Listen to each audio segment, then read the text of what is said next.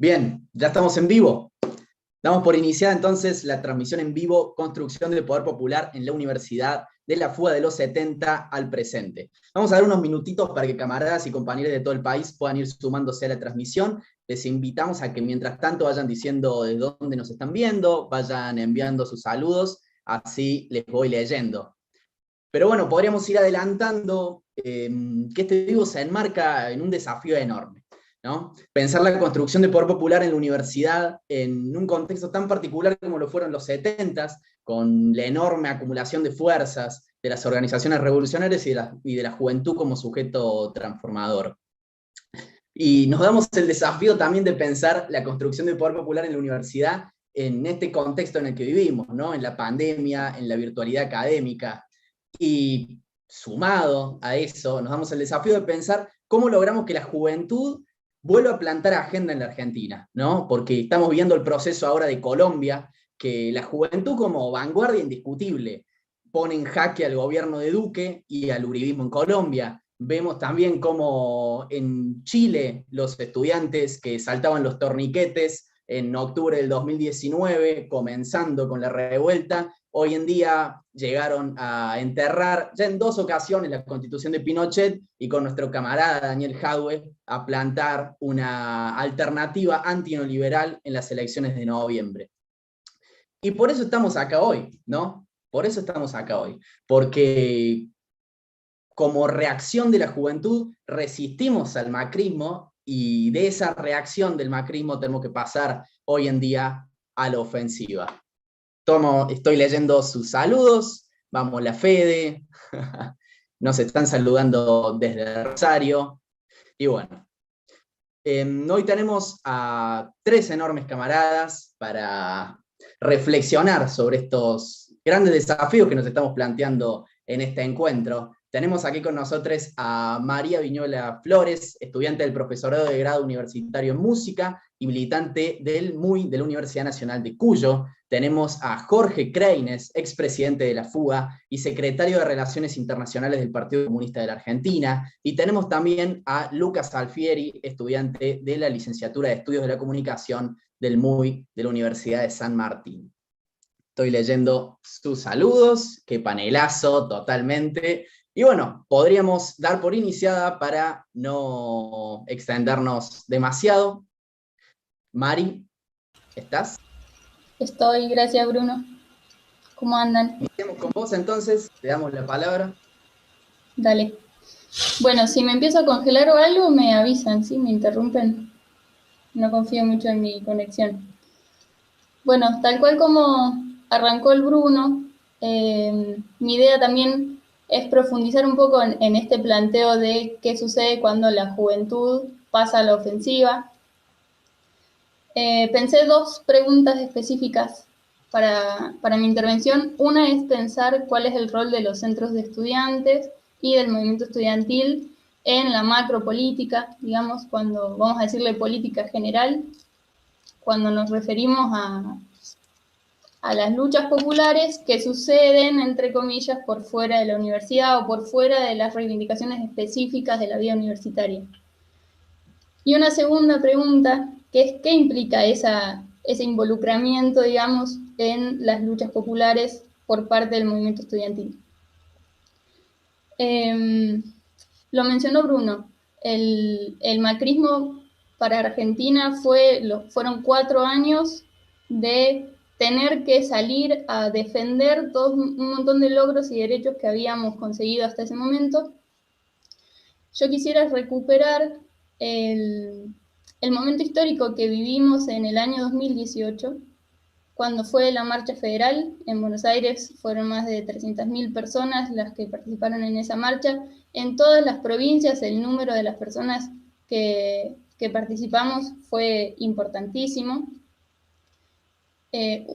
Más de un mes en casi todas las provincias de paro docente y un montón de tomas en las universidades. De hecho, hay 27 compañeros de la Universidad de Córdoba que están procesados judicialmente por tomar una de las facultades. Digo bien, ¿no, Bruno?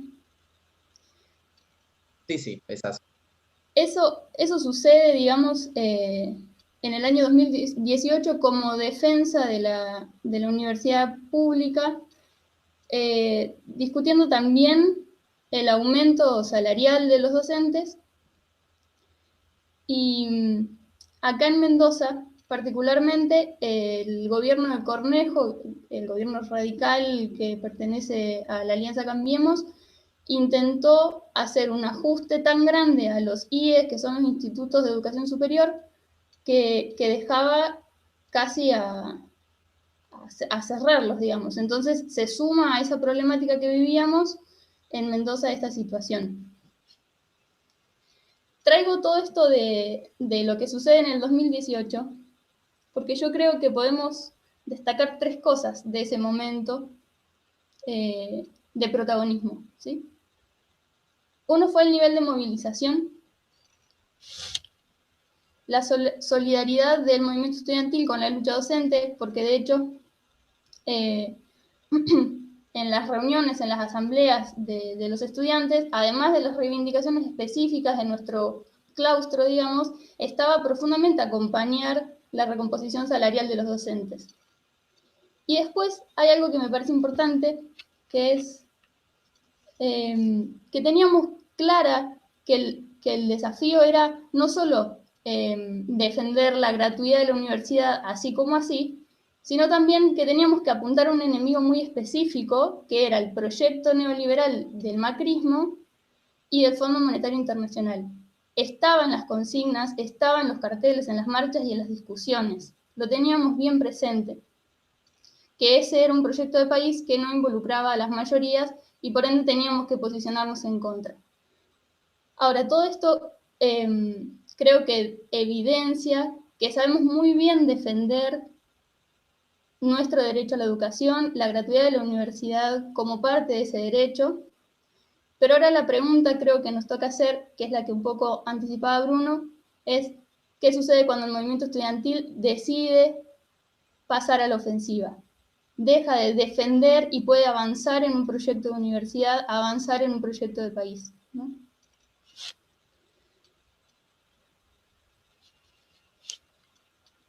Bueno, hay una pregunta también que me parece importante discutir, que es sobre la producción de conocimiento, la producción de ciencia y tecnología en la universidad, ¿no?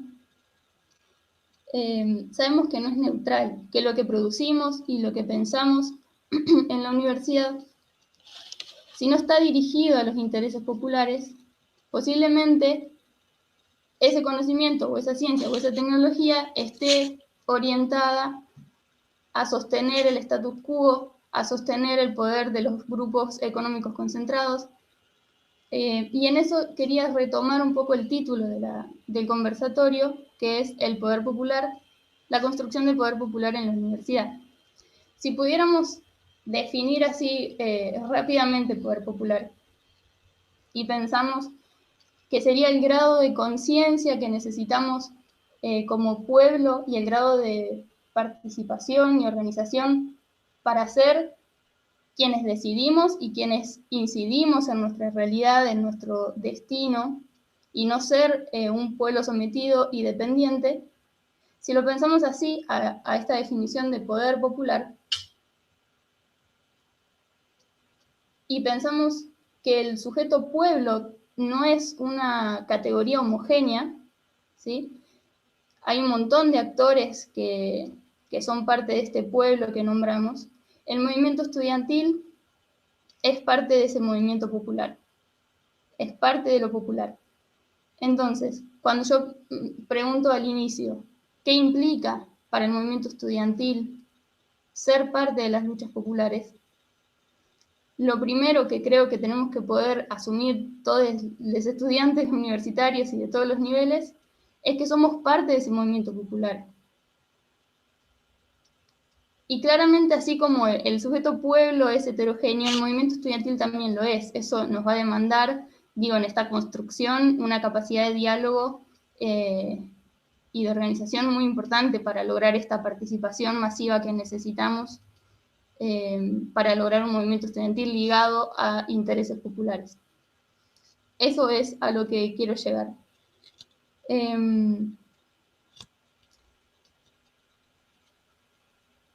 Reconocernos como sujeto político implica eso, reconocer que, como decía Bruno, no estamos ajenos a los avances o retrocesos que suceden en nuestras sociedades, en lo macropolítico, que tiene su incidencia directa en lo micropolítico. Asumir eso y asumir también que, por ejemplo, disputar la producción de conocimiento, ciencia y tecnología, es disputar para quiénes vamos a hacer eso. Y si queremos que esa orientación sea a favor de las necesidades, los intereses del pueblo, necesitamos que el movimiento estudiantil sea masivo. O sea, necesitamos una participación, la mayor cantidad de participación posible, me parece que es lo que va a permitir que podamos avanzar en una universidad más popular, más democrática. Hasta ahí mi intervención. Después, si me olvido de algo, lo puedo hacer en mi segunda vuelta. Genial, genial, genial. Sí, sí, ya que estamos, tenemos que decir que, me olvidé de decirlo, que al final va a haber una ronda de preguntas, así que pueden ir comentando, pueden ir dejando sus comentarios o sus preguntas para que al final les leamos para los oradores. Y bueno, ahora le damos la palabra a Jorge Kreines, lo presento nuevamente. Él es secretario de Relaciones Internacionales del Partido Comunista y fue expresidente, y fue presidente de la FUBA, perdón. Así que, Jorge, ¿estás?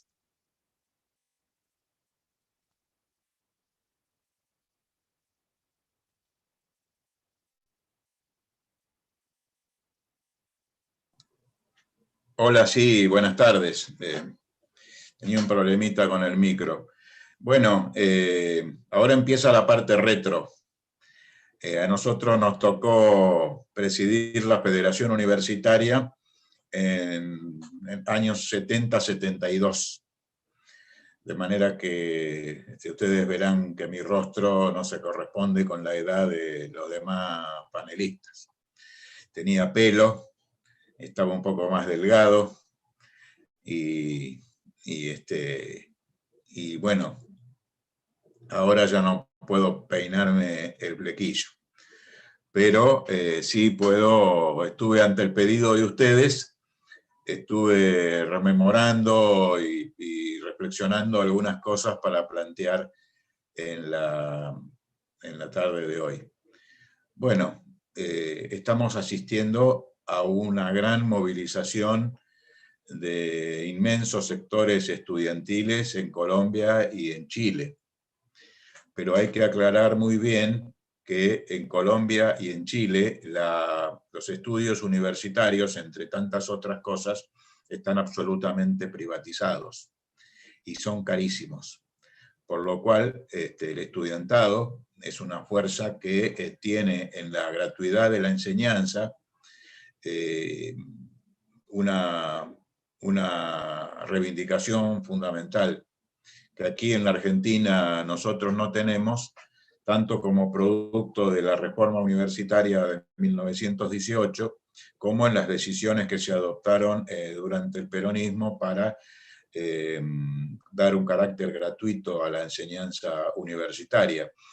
Y también en el último periodo, o en los últimos periodos, se han establecido un conjunto de universidades en municipios muy cercanas a la vivienda de la población estudiantil, que aproxima mucho la posibilidad de que familias de los hijos de trabajadores y trabajadoras puedan tener un acceso a la universidad, no solamente por la gratuidad, sino también por la cercanía o la cercanía relativa, porque, por ejemplo, la Universidad de La Plata, la Universidad de Córdoba y muchas otras universidades han sido receptoras de estudiantes no solamente de otros lugares lejanos de la Argentina, sino también de otros países de América Latina, como ocurre hoy con verdaderas colectividades de estudiantes de Chile, de Colombia y de algunos otros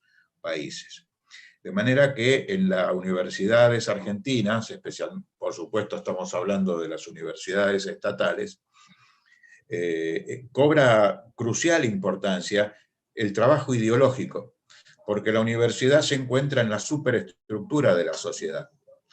O sea, un gremio de trabajadores está en la estructura, en la producción de bienes materiales o de servicios. La universidad está en el terreno de las ideas y de la ciencia y de la tecnología, de la creación de ciencia y tecnología, por lo cual el tema de las ideas es crucial. Y Mari decía una cuestión que creo que es importantísima. ¿Al servicio de qué queremos poner nuestros títulos universitarios? ¿Al servicio de qué y de qué clase social o de qué sujeto social queremos nosotros poner las universidades y nuestra propia voluntad individual? De manera que esta es una cuestión clave, y el debate ideológico, que es crucial, tiene un punto de trabajo muy específico, que es la cátedra. Nosotros ahora, en un momento, vamos a formular una crítica al modo de organización estudiantil que han propuesto tanto la Franja Morada como otras agrupaciones y los sectores trotskistas. Y no le echo la culpa a Trotsky en este sentido, pero sí a los sectores trotskistas que actúan en las universidades argentinas, porque la lucha por el poder en la universidad es la dialéctica de la parte y el todo. El poder popular a nivel general, a nivel estatal de la Argentina, tiene una parte integrante necesaria, que es ganar las mayorías universitarias y particularmente las mayorías estudiantiles, que van teniendo una composición de clase mejorada en el sentido de que muchos sectores populares han podido acceder a la universidad, como les señalaba recién, tanto por la gratuidad como por las universidades que podríamos denominar de cercanía. Así que esta dialéctica entre la parte y el todo me parece que es muy importante. Y el todo, que es el conjunto del movimiento popular argentino, con epicentro en el movimiento de los trabajadores y de las trabajadoras, tiene un aliado fundamental en el movimiento estudiantil universitario, que se prepara para ingresar en la vida económica, en la vida social, con su graduación, y que tiene que pensar muy claramente en el puesto de trabajo, pero también en lo que antes decía, al servicio de qué proyecto de país y de sociedad quiere incorporar sus conocimientos adquiridos durante el periodo estudiantil.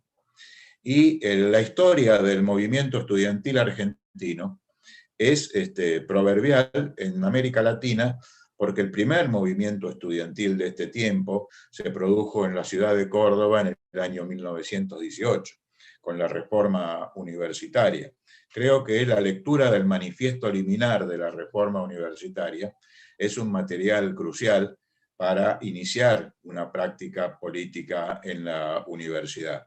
Nosotros asociábamos mucho las banderas de la Universidad Democrática, de la universidad de que recepte los conocimientos más avanzados de las ideas, de la ciencia y de la tecnología, y también de una universidad que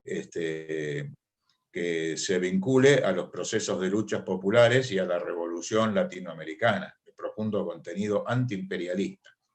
Todo esto lo van a encontrar en el histórico manifiesto liminar de la reforma universitaria de los estudiantes de Córdoba en 1918. El color violeta de la reforma, que por muchas izquierdas fue abandonado y que se lo atribuye Franja Morada, tiene que ver con el cinturón violáceo de los obispos que dirigían la Universidad Cordobesa con un sentido retrógrado y dogmático, y con la franja lila o violeta o morado de los obispos, los estudiantes salieron a la calle porque les arrancaron a los obispos esa parte de su vestimenta. De manera que siempre el color violeta se asimiló a los cambios democráticos y progresistas en la universidad. Y bueno, algunas de las consignas que gritábamos nosotros en esas grandes movilizaciones en donde el movimiento estudiantil participaba de manera intensa en la década de los 70 del siglo pasado, que cómo me cuesta a mí decir el siglo pasado, bueno, eran reforma, laicismo y antiimperialismo, unidad, estudio y lucha. Estas eran nuestras banderas, nuestras consignas políticas de fondo, a las que vinculábamos con las reivindicaciones más inmediatas, que podían ser horarios, que podían ser nuevas cátedras, que podrían ser condiciones edilicias, o que podían ser, como decíamos en broma, tiza y borrador. Pero, lógicamente que estoy hablando de... todo esto tiene el límite de que estoy hablando de la década de los 70, de lo cual ya pasan varias décadas, ¿no es verdad? Creo que 50 años. Entonces, el movimiento estudiantil, por otra parte, fue conformado desde la fundación de la Federación Universitaria Argentina en base a una estructura de centros de estudiantes por facultad, y de federaciones regionales. Pero estos centros de estudiantes tenían a su vez su comisión directiva, seleccionada en elecciones estudiantiles, tenían como órgano superior la Asamblea General de Estudiantes, de facultad por facultad, y tenían un cuerpo de delegados, aula por aula, se elegían los delegados que conformaban, que le daban fortaleza de base al movimiento estudiantil. Los centros de estudiantes funcionaban tenían o trataban de tener en los periodos más positivos su local dentro de cada facultad, donde había salas de reuniones, donde había, por supuesto, la edición de apuntes y otras necesidades de los estudiantes de cada carrera, o según cada carrera, los implementos que resultaran necesarios, pero al mismo tiempo también tenían un lugar abierto o utilizaban aulas para hacer reuniones de la comisión directiva y del cuerpo de delegados abiertas al conjunto de los estudiantes que quisieran asistir y participar. De manera que el sistema de organización estudiantil se constituía en un verdadero poder poder en la universidad. Y durante mucho tiempo, la vigencia de la autonomía universitaria, del gobierno tripartito, permitió al movimiento estudiantil no solo actuar como gremio, sino actuar como dirección de la universidad, con la representación del claustro estudiantil en los consejos directivos de las facultades y en los consejos académicos de las universidades. Así que se constituía verdaderamente, tanto en lo institucional como en lo gremial y en lo político, en una verdadera fuerza. En un momento determinado, la Federación Universitaria Argentina dialogaba con la CGT. Recuerdo la gran manifestación de repudio a la invasión yanqui a la República Dominicana, que fue convocada por la CGT y por la Federación Universitaria Argentina, que llenó la Plaza Congreso y que impidió el envío de tropas argentinas como estaba anunciado por parte del gobierno de Arturo Illia. Estaba anunciado el envío de tropas, y esa gran movilización logró impedir ese ingreso, ese envío de tropas argentinas a invadir junto a los yanquis la República Dominicana.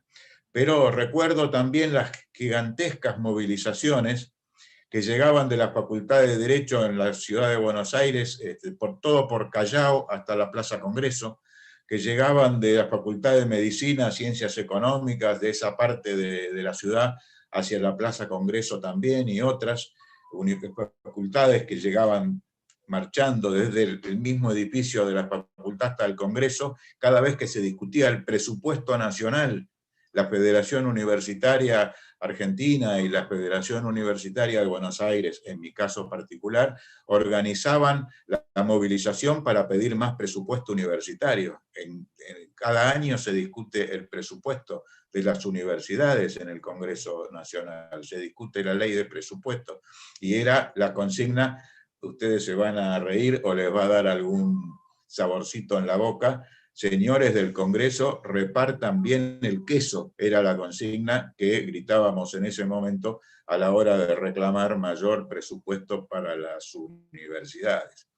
Ahora, toda esta estructura del movimiento estudiantil sufrió un duro golpe con la misión Ivanišević durante el periodo Isabel López Rega, y sufrió también un duro golpe posterior con las dictaduras militares, que violaron la autonomía universitaria, entró la policía a las universidades, arrasó con el movimiento estudiantil y generó una cantidad incluso de dirigentes, militantes y jóvenes estudiantes desaparecidos. De manera que en la línea de reconstrucción del movimiento estudiantil, ahí ya nos encontramos en un punto en que bueno, la realidad de la política hizo que tuvieran predominancia ciertos sectores que fueron muy negativos, creo, para la organización del movimiento estudiantil y para su masividad, como fueron Franja Morada y los sectores trotskistas. Porque las elecciones estudiantiles se continuaban realizando, pero el centro de estudiantes dejaba de funcionar, o funcionaba solo en manos de quien tenía la presidencia del centro. No había reuniones de comisión directiva, cada uno utilizaba su secretaría como una colina conquistada y no funcionaba el centro de estudiantes. El debate no se daba en la cátedra, sino que se ponía una mesita en el lobby de entrada de la facultad o en algún pasillo y se difundían materiales, pero no se daba, y creo que no se sigue dando el debate en la cátedra y en el aula. Entonces, las juventudes comunistas y las juventudes revolucionarias en general tienen que prepararse para poder dar con altura y respetando a la docencia un debate en la cátedra acerca de los contenidos de la enseñanza. Seguramente el movimiento estudiantil, los y las estudiantes hoy por hoy tienen una cantidad de reivindicaciones básicas, elementales, puede ser de horario, de tiempo, de costo de los libros, en fin, de distintas cuestiones, diríamos, económicas, pero el debate ideológico se da fundamentalmente en la cátedra, y carrera por carrera. Arquitectura, puede parecer una carrera técnica, pero ¿qué me voy a formar para construir grandes planes de vivienda, para construir hospitales, escuelas, nuevas universidades? ¿O me voy a educar en la universidad para construir countries, chalets de lujo, comisarías? En fin, no hablemos de medicina, no hablemos de al servicio de quién voy a poner mis conocimientos de física, de química, si para el armamentismo, si para la producción de determinadas cosas, o los voy a poner al servicio de la salud pública, al servicio de la producción de bienes materiales que los pueblos necesitan. Y ni que hablar de las carreras humanísticas, con qué ideas nos vamos a manejar, los abogados, si se van a poner a defender a las grandes corporaciones transnacionales, si su sueño va a ser abogado de un banco o de una transnacional, o su sueño va a ser defender trabajadores, defender las libertades democráticas, defender presos políticos, o defender la vigencia al menos de la Constitución vigente, y tener capacidades para construir otra nueva Constitución como es necesario en nuestro país. Tampoco también el tema de la educación, ¿no? Los estudiantes de ciencias de la educación, qué tipo de educación van a promover desde sus conocimientos. y así sucesivamente.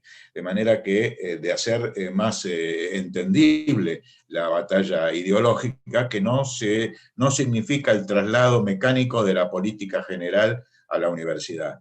La política general no es, o la función de jóvenes de un determinado partido, revolucionario, comunista en este caso, no es trasladar mecánicamente y recitar la línea política en general, sino readaptarla, reelaborarla a la realidad concreta de su universidad, de su facultad, y está en cada uno también y cada una poder reelaborarla en la situación puntual que se encuentra en cada aula, en cada materia y en cada situación.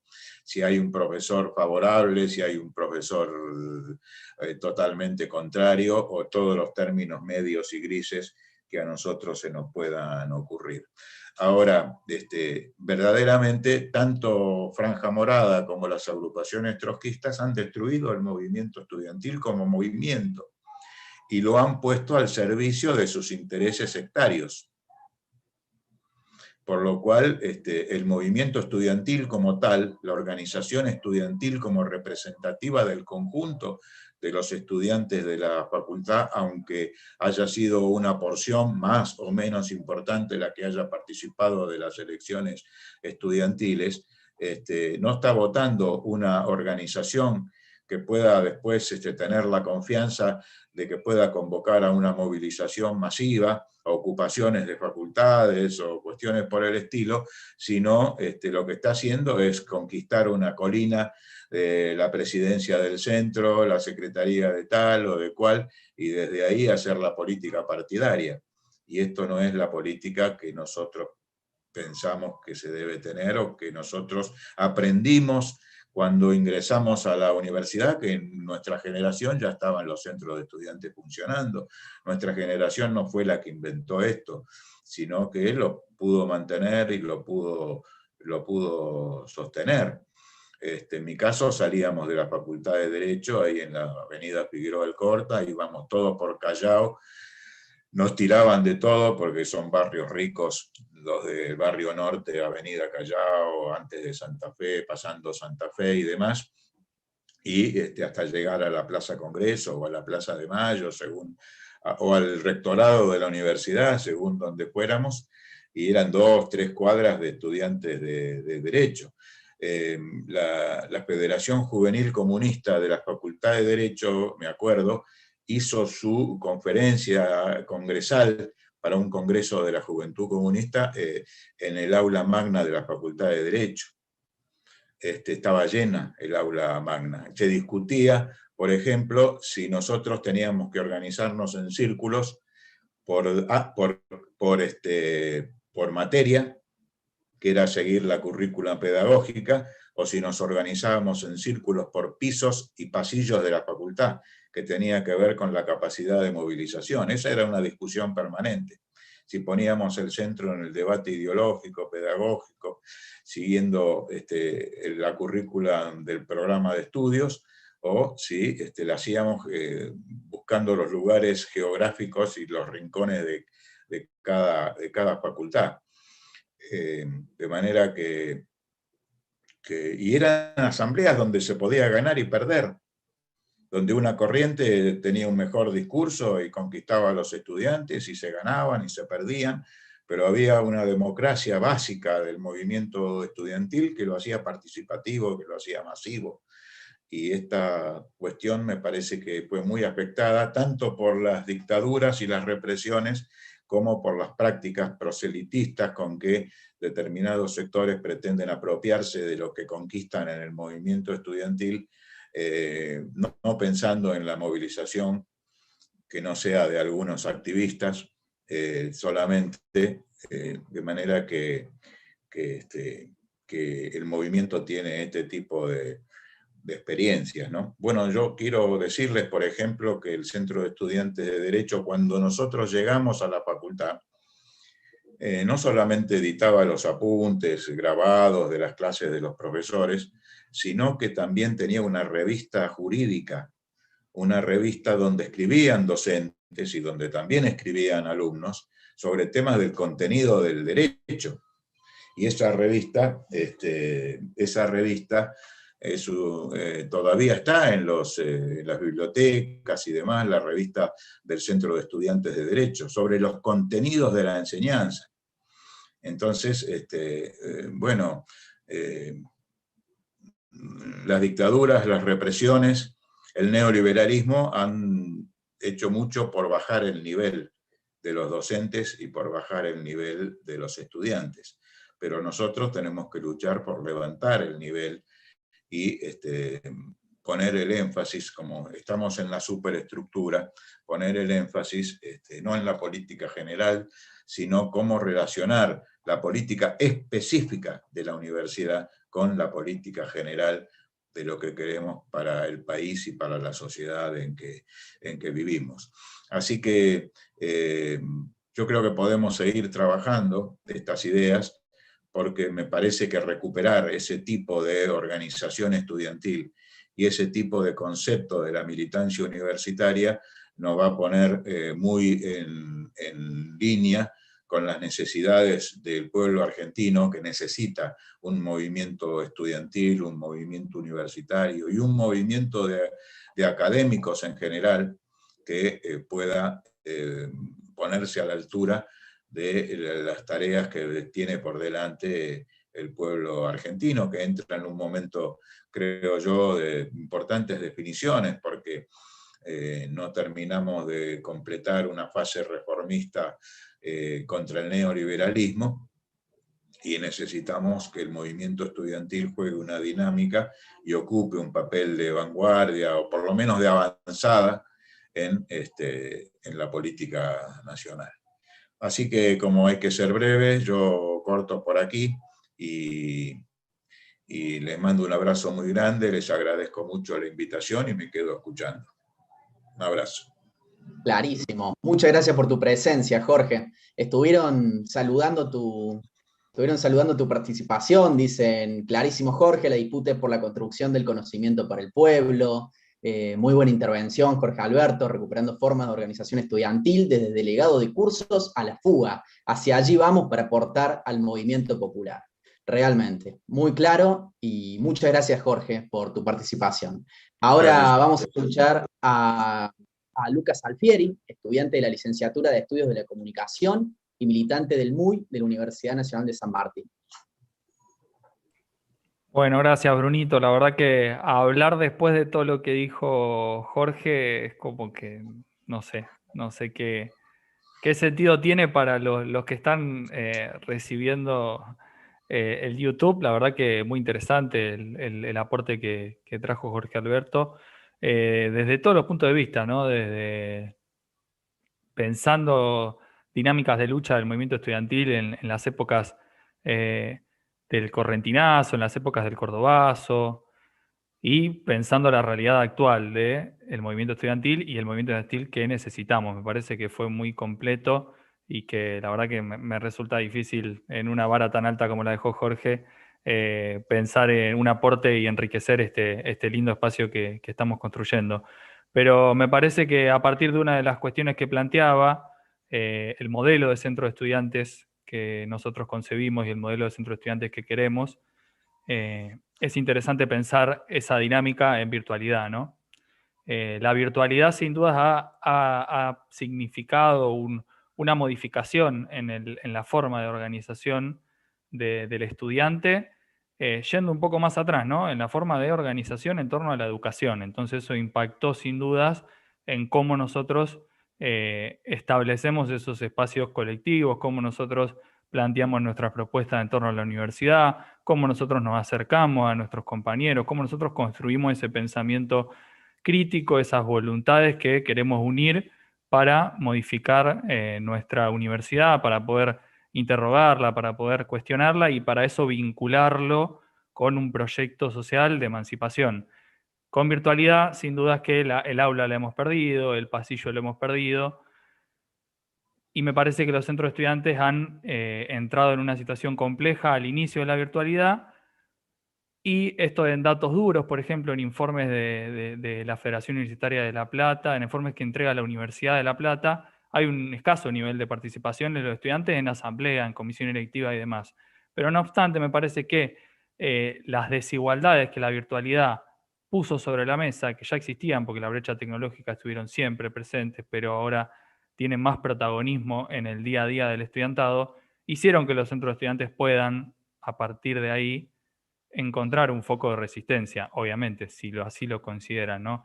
Y pienso esto ¿por qué? Porque por un lado hoy tenemos una Federación Universitaria Argentina que dejó 4 años, puso off durante 4 años, dejó pasar el presupuesto de recorte sistemático acordado con el Fondo Monetario Nacional por parte del proyecto macrista, que eso implicó el progresar con requisito de un 50% de materia aprobada para tenerlo, un progresar completamente congelado en los montos, entonces ni que hablar de otras situaciones, ¿no? Y esa Federación Universitaria Argentina es la misma que hoy, de repente, a partir de 2020 para acá, busca disputarnos las reivindicaciones históricas nuestras, como por ejemplo plantear el presupuesto y discutir el presupuesto, cuando estuvieron 4 años mirando para otro lado, por nombrar un ejemplo puntual, ¿no? Pero es la misma Federación Universitaria Argentina que oportunamente, para golpear al gobierno del Frente de Todos, busca disputar históricas consignas que son nuestras, no ofrece una respuesta de organización colectiva ante la lucha por equipamiento para que el acceso real a una virtualidad sea una realidad. No lo hace. Es una Federación Universitaria Argentina conducida principalmente por los centros que conduce la Franja Morada, Nuevo Espacio, en sus diferentes versiones, que es justamente esto que planteaba Jorge, centros de estudiantes de servicios, centros de estudiantes que en virtualidad acentúan esta dinámica de no hay comisiones directivas, no hay asambleas, no hay comisiones por carrera. El centro de estudiantes oficia como una especie de gestionador de la vida de los estudiantes. Entonces el estudiantado, que ya de por sí una gran cantidad, quizás no entra a la universidad pensando en qué está pasando en todo ese universo que me rodea y quizás solamente quiere cumplir con el plan de estudio y seguir adelante convirtiéndose en un nuevo profesional y en el mejor de los casos quizá pueda tener una perspectiva crítica. Ante esos modelos de centro de estudiantes que son hegemónicos por lo menos en la herramienta gremial que tenemos los estudiantes de la educación superior argentina, que es la FUBA, es una complejidad claramente para la organización que nosotros nos planteamos. Por eso es importante pensar que tenemos que redoblar los esfuerzos en construir horizontalidad con los estudiantes de la forma que tengamos a disposición, porque seguimos en una virtualidad que nos profundiza esa modificación de la forma de organización estudiantil y ya no es una disputa tan clara con las ideas en el aula, es complejo, es diferente. Entonces, me parece que ahí nosotros tenemos una demanda de, bueno, ¿cómo podemos construir? El interrogante sería cómo podemos construir ese movimiento estudiantil que, pese a la virtualidad, pese a todas las complicaciones, se siga organizando para conseguir esos derechos. Y volviendo al eje que planteaba Jorge de, bueno, los modelos de centro de estudiantes, recién por ahí me puse a pensar un poco del modelo del reformismo de derecha, ¿no? Porque se apropiaron de la idea del reformismo en la universidad, de los colores, como decía Jorge. Bueno, también tenemos los modelos de centro de estudiantes que no solamente los trotskistas, y abro un interrogante también dentro del movimiento popular, que también a veces aparecen esos modelos de centro de estudiantes, que simplemente se utilizan como elemento partidario, ¿no? Un lugar de altavoz para quizás después obtener mejores discusiones por arriba o para estar en mejores condiciones al momento de contarse las costillas en algún contexto particular o usar esa secretaría, usar esa ejecutiva para creer que uno está en mejores condiciones como vanguardia de vaya a saber uno qué. Y eso también para nosotros se nos presenta como otro modelo de centro de estudiantes que tenemos que confrontar.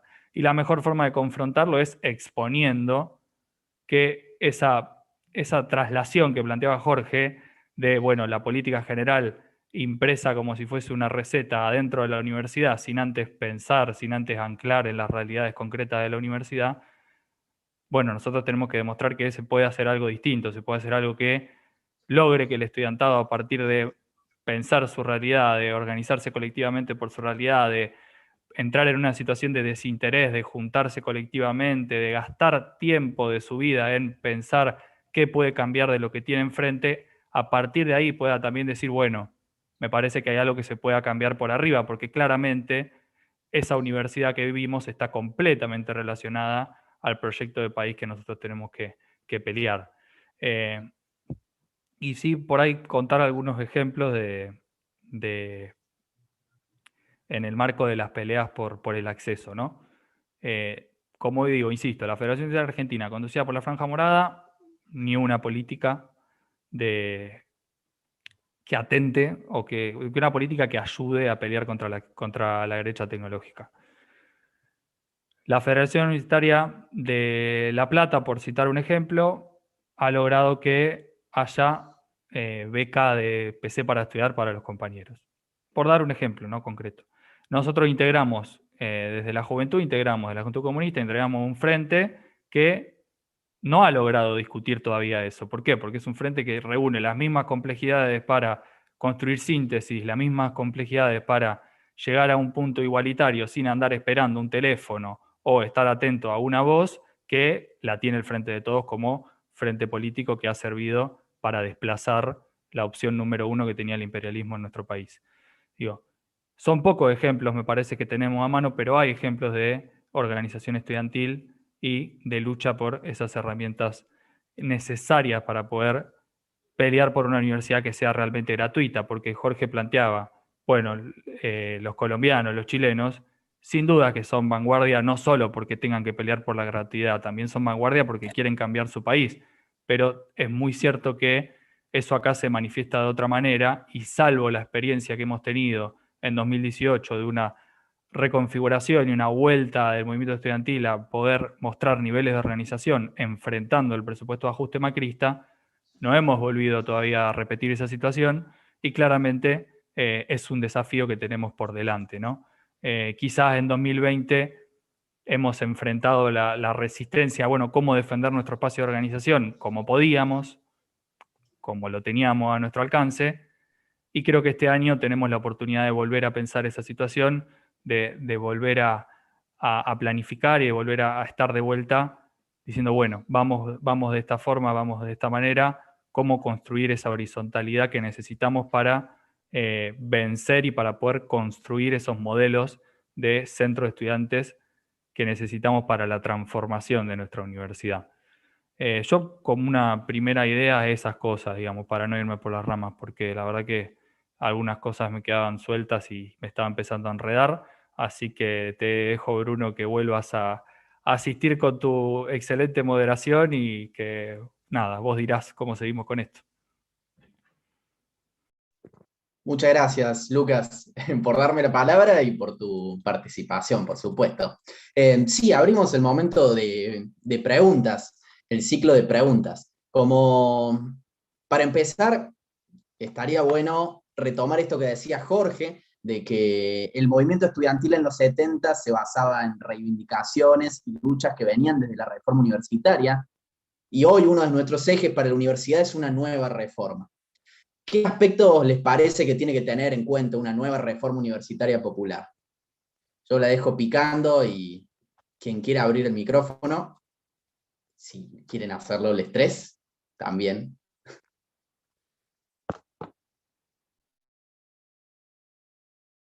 Dale, boludita.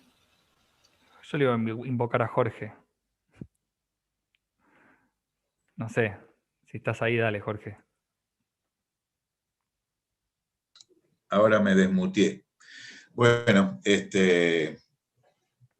creo que nuestro pueblo tiene que construir un programa de cambios. A veces los partidos construyen programas que se aprueban en los congresos o plataformas partidarias. Muchas veces estas plataformas son elaboradas en algún laboratorio, en algún grupo pequeño. Y bueno, decimos que se consulta, pero se consulta con unas decenas de personas. Y En algunos lugares se ha avanzado mucho en construir la programática a nivel masivo, es decir, preguntar. No solamente se es vanguardia impulsando algunos conceptos programáticos o ideológicos, sino también se es vanguardia consultando. Y saber estar cerca, estar insertos a los efectos de conocer cuáles son las necesidades de los estudiantes y cuáles son las necesidades del marco que rodea a cada una de las universidades. De manera que, y cuando digo que rodea, no digo que rodea solamente las cercanías del edificio, sino del ámbito social donde cada universidad se desempeña. Por lo cual, me parece, por ejemplo, ahora estamos frente a una pandemia. Todo el problema salud reclama un cambio civilizatorio en el mundo. Ustedes fíjense que desde que se crearon las Naciones Unidas y la Organización Mundial de la Salud, nunca ocurrió un hecho como este. En las peores guerras, por ejemplo, ahora estamos asistiendo a la agresión israelí contra el pueblo palestino. Y se contabilizan cientos de muertos y decenas de niños, lo cual es terrible. Pero al mismo tiempo, contabilizamos millones de muertos por el coronavirus en el mundo. Y no hay preparado un sistema como el Consejo de Seguridad de las Naciones Unidas para abordar una pandemia. Esto en el plano más general, pero la construcción, las capacidades técnico-científicas y materiales para tener en la Argentina laboratorios capaces de enfrentar virus y cepas y nuevas camadas de virus que puedan surgir atacando a la humanidad o a los animales o a la vegetación. Tenemos que tener capacidades científico-tecnológicas y materiales. Creo que he escuchado, de paso le pregunto a Lucas, que la UNSAM tiene un importante laboratorio.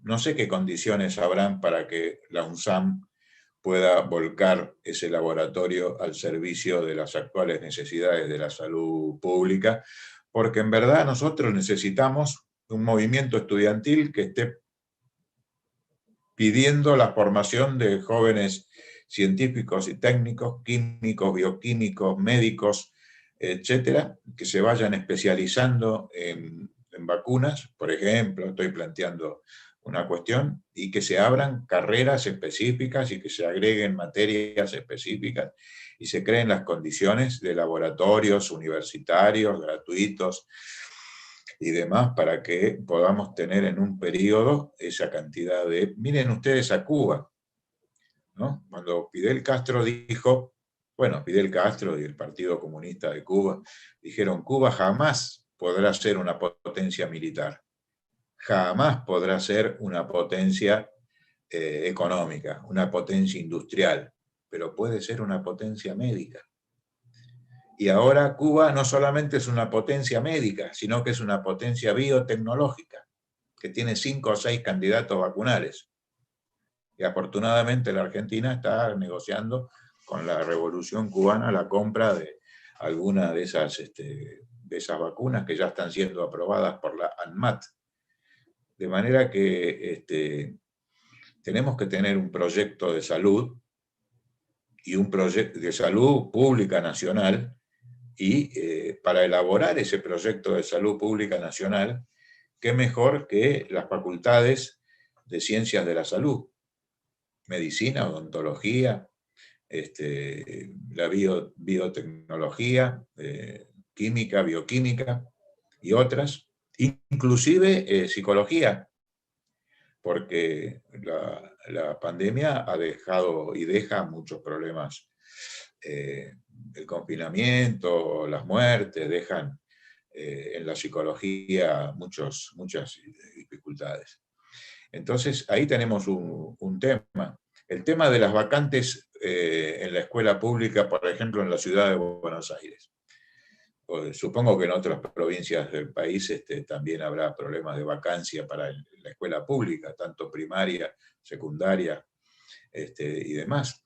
Y entonces, bueno, necesitamos proyectos arquitectónicos y necesitamos formación de cuadros para llevar adelante esos proyectos arquitectónicos. Y después tenemos que ser, fíjense ustedes, los partidos de izquierda, revolucionarios, y particularmente el Partido Comunista, tiene que construir los cuadros para que un poder popular pueda tener la base científica para desarrollar los cambios. Incluso en un frente popular, en un frente unitario, para aportar los cuadros. Nosotros, es verdad que al Partido Comunista lo excluyen, que lo limitan. Nosotros no tenemos hoy una correlación de fuerzas que nos permita decir exigimos el Ministerio de Economía para el Partido Comunista. Pero tampoco tenemos el ministro, ¿no? Entonces, una cuestión crucial es crear las condiciones para que haya en la Argentina muchos candidatos a ministros de las distintas áreas necesarias para un proyecto nacional, popular, revolucionario, socialista, y tener las capacidades. Miren ustedes la nueva intendenta de Santiago de Chile, economista, 30 años. Vean el candidato presidencial del Partido Comunista de Chile, Daniel Jadue, reelecto, ¿no? Hijo de palestinos, y creo que es economista también, desde la alcaldía de Recoleta, donde él surge y ahora fue reelecto como alcalde de Recoleta, y es candidato presidencial. Él, por ejemplo, es el creador del proyecto de farmacias populares. El municipio creando farmacias donde los medicamentos se venden al precio que corresponde. La óptica popular, es decir, los anteojos los provee el municipio. Y así sucesivamente, y entonces, bueno, tuvo que confrontarse con los intereses privados y dar la batalla que ganó. Fue reelecto con el 68% de los votos. Pero tenemos que tener los cuadros, no solamente. Y ahí está la universidad, ahí está el valor. A veces, desde la izquierda, con cierto obrerismo, es una deformación de la importancia que tiene el movimiento obrero, se subestima los estudiantes, los universitarios, bla, bla, bla, ¿no? Que no están en los barrios y demás. No, el militante estudiantil tiene que estar en la facultad con sus compañeros, formándose, y por eso recordaba yo la consigna unidad, estudio y lucha, ¿no? Entonces, bueno, la universidad bueno, ¿qué hubiera pasado con la humanidad si Carlos Marx no se hubiera formado en economía, en sociología, en historia, no hubiera tenido la formación que tuvo, ¿no? ¿Cómo se hubieran demorado muchas cosas? Bueno, el hecho cierto es que se dieron las condiciones históricas, materiales, concretas, para que él y otras personas en esa época tuvieran semejante capacidad intelectual para construir lo que construyeron y que todavía tiene vigencia. En fin, así que yo creo que son varias facetas de una complejidad que parece muy compleja, pero que si nosotros la llevamos a la práctica de manera permanente, sistemática y organizada, nos puede dar muchísimos resultados. A mí, Jorge, me da pie para decir algo que venía pensando también. En esto de que los estudiantes universitarios tenemos que estar en la universidad formándonos, pensaba qué sucede cuando lo que estudiamos, los planes de estudio están desactualizados o los enfoques después no nos permiten desarrollar un anclaje más directo a la realidad. Hablo por ahí de carreras más cercanas, por ahí ya a las exactas no estoy muy segura, pero pensaba, además de instancias de discusión y de participación de estudiantes en la reformulación de planes de estudio, inclusive con perspectiva de género, yo creo que eso es una clave muy importante para esta construcción de la Universidad Popular Democrática, también feminista, y pensaba que un ejercicio también que creo que que es un garrón que lo tengamos que pensar desde los planes de estudio, porque sería ideal que el movimiento estudiantil lo hiciera como parte de su necesidad, es trabajar los contenidos específicos de nuestras carreras y de nuestra formación en espacios, por decir, organizaciones sociales, organismos de derechos humanos, poder hacer esa vinculación, que quizás eso estuvo más destinado a la parte de extensión universitaria, pero poder profundizarla y avanzar en un diálogo más horizontal de saberes entre el saber académico y el saber popular. Yo creo que eso también puede ser una pista para avanzar en ese sentido. Sí, si me permiten, vamos a tener que formarnos en lucha. Vamos a tener que formarnos no en una relación vertical docente-alumno, sino en una situación de que nosotros tenemos que plantear que los planes de estudio no sean estáticos. No se puede estar estudiando con un plan de estudio de 20 años, con una currícula de 20 años atrás. Eso merece una actualización permanente. Y bueno, eso se puede plantear en el debate, en la cátedra, en la clase, aún en la virtualidad, porque en la virtualidad a veces los profesores, no siempre, pero a veces dejan un espacio para que preguntemos o para que opinemos. De manera que eso se puede plantear. La virtualidad presenta muchas dificultades, pero da un cierto espaciecito para plantear la necesidad de actualizar las cosas y demás. De manera que tenemos que formarnos en lucha y es muy importante entonces la relación del sector profesional, del sector de graduados y del sector estudiantil y del sector docente.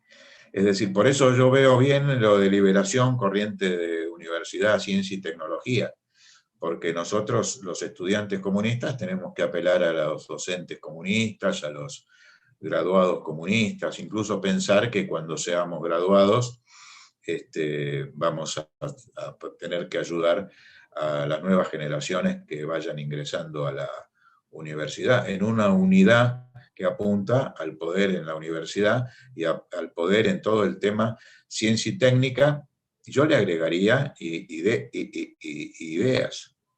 ideología, ¿no? No es solamente universidad, ciencia y técnica, porque las carreras humanistas y las carreras de alto contenido ideológico, que no hay forma de que sean neutrales, me parece que tendrían que estar incluso en la propia denominación de la organización o del espacio que se ha constituido. De manera que, pero bueno, acá creo que es correcta la idea que se ha tenido de agrupar todo lo que es movimiento estudiantil, docente, profesional, e incluso CONICET y todos los espacios de investigación y de desarrollo. Así que vamos a tener que... Lo ideal sería formarnos desde el aporte de la docencia y de los programas vigentes, pero vamos a tener que hacerlo en lucha. Genial, genial. Muy buenos los aportes. Siguiendo con las preguntas, hay una pregunta directamente para Lucas. Lucas, ¿cuáles son para vos los principales desafíos que tenemos para construir un movimiento estudiantil que pueda ser un movimiento con capacidad de generar cambios? Me tiraron un fierro caliente, Bruno. Y es complicado responder eso, ¿no? Pero me parece que uno de los principales desafíos que tenemos que asumir es en donde no integremos centros de estudiantes, donde queramos disputar esa herramienta, llegar a esa herramienta, tener la vocación de poner sobre la mesa todos los interrogantes que tengamos sobre esa herramienta de organización estudiantil, y una vez que estamos ahí, dotarla de esta concepción que parece acá haber una síntesis, tenemos sobre la herramienta. Una vez que nosotros logremos dotarla de esa concepción, que logremos construir un estudiantado que horizontalmente pelee por transformaciones en su universidad, que esas transformaciones estén ligadas a cómo pensar la sociedad, vamos a poder construir un movimiento estudiantil mucho más pujante en la disputa política de la sociedad en su conjunto, ¿no? Que sin ánimo de volver con el cassette del 2018, me parece que esos son los ejemplos que nos demuestran cómo podemos volver a pensar un movimiento estudiantil con esa característica, ¿no? Adecuado al contexto actual que tenemos, que no es un contexto que no tenga dificultades, todo lo contrario, es un contexto que está profundizando muchos de los males ya existentes. Bueno, tenemos que conquistar los centros de estudiantes para poder desde ahí también llevar esa política de transformación, porque sin duda que esos son espacios donde nosotros vamos a estar en muchísimas mejores condiciones de construir todo esto que estamos diciendo. Me parece eso, simplemente, en torno a esa pregunta. Perdón, Genial, genial, muchas gracias. Le Muchas gracias, Lucas. explicaba a Bruno en el chat que lamentablemente me tengo que cambiar de Zoom porque hoy se inician las celebraciones del centenario del Partido Comunista Chino. Estamos invitados y a las 20:45 tenemos que iniciar la conexión con Beijing. Así que en mi caso les pido muchísimas disculpas, les agradezco mucho por la invitación y la disposición a participar, a seguir participando, como dicen en los concursos, siga participando en los encuentros de este tipo. Muchísimas gracias, chicos y chicas, y me retiro del Zoom. Ustedes me disculpan. Gracias, Jorge. Un abrazo. Gracias a ustedes. Un besito. Chau, chau.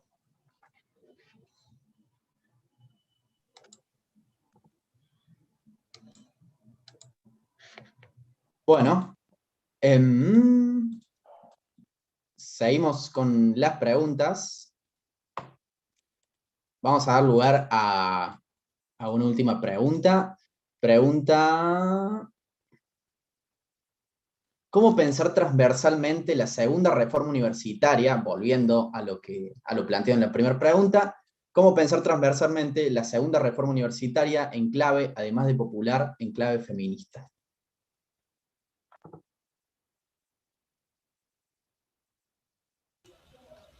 Bueno, también es difícil dar respuestas cerradas, concretas, duras, pero sí algunas ideas que se viene trabajando, me parece a mí, desde el movimiento feminista de mujeres. Primero es permitir y con una escucha real la participación de compañeras mujeres y disidencias en los espacios de representación, ¿no? Específicamente en el movimiento estudiantil, en los puestos de representación del centro de estudiantes. Otra opción me parece necesaria es lo que decía de los planes de estudio, de las bibliografías, todo el material que uno estudia, que tenga esa perspectiva implica revisar autores, autoras, poder ampliar la mirada desde ese lugar.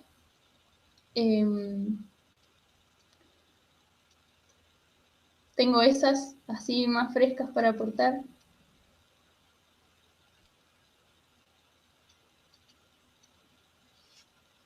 Genial. Bueno, ya siendo más de una hora que estamos transmitiendo y con muchos saludos de todo el país, con muchos comentarios a todos los participantes, podemos ir cerrando esta transmisión que tuvo muchos aportes para esta temática que estamos tocando, que es la construcción del poder popular en la universidad, de la fuga de los 70 al presente, haciendo este juego de ir de pasado a presente y de presente a pasado, y retomando y nutriéndonos de las experiencias que nos contaba Jorge, y también aportando los nuevos componentes que se van generando en la actualidad. Así que bueno, muchas gracias a todos quienes se sumaron a esta transmisión. Esta transmisión va a quedar colgada en el canal de YouTube de la FED Argentina, así que seguramente muchos y muchas también nos vean después ya subido como video. Así que, bueno, sin nada más que agregar, no sé si algún orador quiere aportar algo más, pero si no, concluimos la transmisión ya. Sí, que Daniel Jadue, sociólogo y arquitecto. Se fue Kreines, no pudimos decirlo en al aire, pero bueno, para que lo tengan presente los hinchas de Jadue que hay ahí en el chat. Nada, eso solo. Y retuitear todo lo que has dicho, Bruno. La verdad que muy interesante el espacio y bueno, alentar a que podamos verlo cuando quede colgado en el YouTube. Nada más por mi parte. Gracias, Bruno, ahí por la moderación. No, gracias a ustedes por participar. Bueno, damos por concluido el vivo entonces. Muchas gracias a todos quienes se